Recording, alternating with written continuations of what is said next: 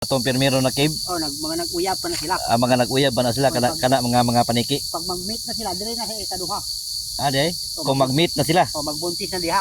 Diya. Pag mga anak na dalaon nila dire kay training na ilang anak dire. Dire mo na siya ginatawag og training ground. Oh, nya.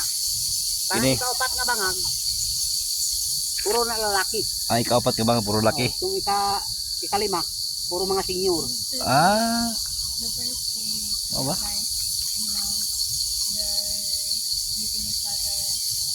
Kuya usad og history ba no?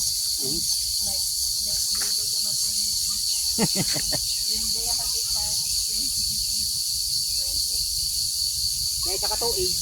May isa ra po sila mga anak. Sa isa ka tuig, sa isa lang mga anak. Magbuntis sila unong kabulan. Unom ka bulan ang inihang pregnancy. O pagbuntis. Oh. Nya, pag guman nila panganak, unong kabulan, i-training nila ilang anak dire 3 ka bulan. Mo diri sa training ground. Tapos sa 3 ka bulan, sila na nang biyaan. Kasi kabalo man naman mo lupas. Okay kayo ang detalye.